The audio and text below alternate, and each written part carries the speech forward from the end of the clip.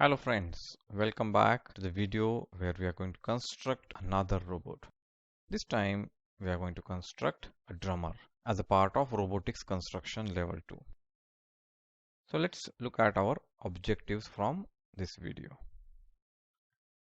We are going to construct drummer using the instructions. So again we are back to the instructions and we are going to revise oscillatory motion.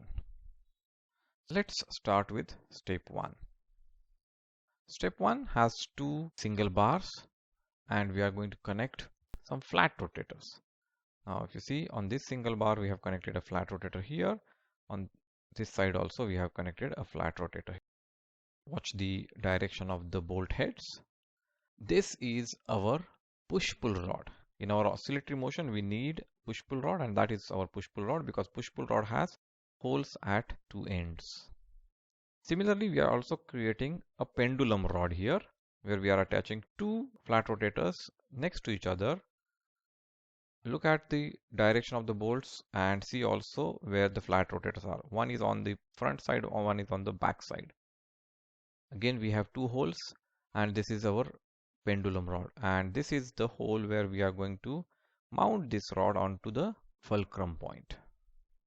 We are going to construct two such pairs, two push-pull rods and two pendulum rods. In this step, we have connected the push-pull rod and the pendulum rod using one 1-inch bolt, and it is loosely coupled. And as I said in the last step, we need two such assemblies. Here is the body of our robot. We have connected two C plates to one rectangular plate using 1, 2, 3, 4 flat connectors. Here we have attached two bolts here, two bolts here. Here we have only attached one bolt between C plate and the flat connector. We have not attached that flat connector to the rectangular plate. Why? You will see in the next step. We have also connected two 1-inch bolts which will act as fulcrum points. And since they are fulcrum points, they are connected tightly here.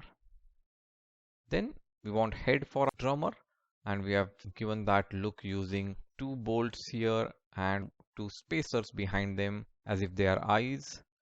And then we have connected head to the body using one more flat connector and two nut bolts. In addition, we have made one hole using a flat rotator. So we have created one hole at this point using a flat rotator, and that is done on this C plate as well as this C plate. Let's go to the next step. Now here we have connected one motor with motor shaft and a spacer on that. The motor shaft is coming out of the top of this central vertical slit, and the motor screws are connected, one in this vertical slit and one in the top horizontal slit here. It has a spacer also. We have attached two L plates to act as the legs of drummer, and we have connected them using 4 nut and bolts. Now here 1, 1, 2, and here if you remember in the last step we did not attach one bolt to our flat connector. So now what we have done is we have attached that along with the L plate. So together we have connected using these two bolts here. Let's go to the next step. Okay, so this is our shoulder assembly. We need two such assemblies. We need a big gear. We need to connect 1-inch bolt tightly to this gear, and that is going to be our earth point. So earth point is tightly connected to the rotating body.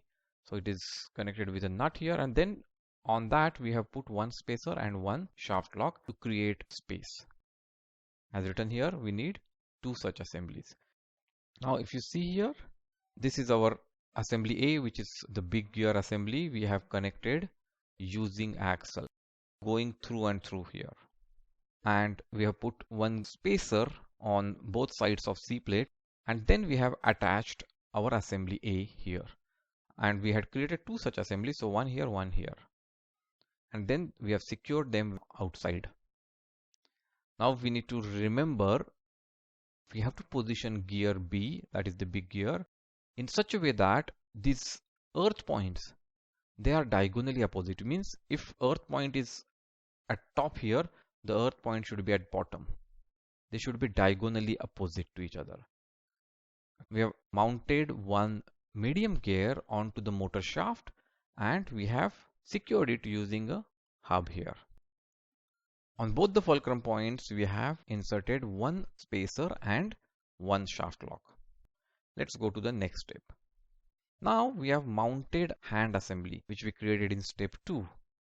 The push-pull rod is connected to the big gear here, and that is loosely coupled.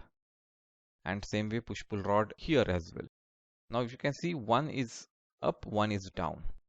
Whereas both the pendulum rods are connected to the fulcrum point through the hole which we had.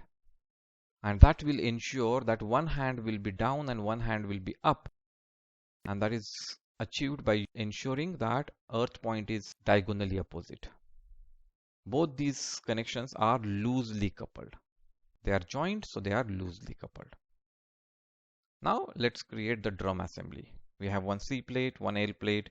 L plate and C plate are connected here using 2 nut and bolts.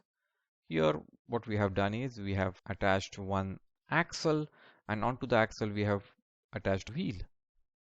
And here we have connected one shaft lock above C plate, one shaft lock below C plate. Similarly, one shaft lock just below the wheel. The same way we have connected another drum or another wheel here. And final step, we join the drum assembly to the legs using 2 nut and bolts here. That completes our drummer. When you operate, one earth point is down while the other earth point is up. The side where the earth point is down, the hand will be up, and the side where earth point is up, the hand will be down, and the hand will come down, up. Same way, this also will go up, down, and that will resemble the movement of drumming. Let's see what we've learned from this video. We constructed a drummer using instructions, and we revised our oscillatory motion. We saw that we needed 5 things to create an oscillatory motion: sun point, earth point, push-pull rod, pendulum rod, and fulcrum point. I hope you will enjoy making this robot. Let's meet in the next video with another robot.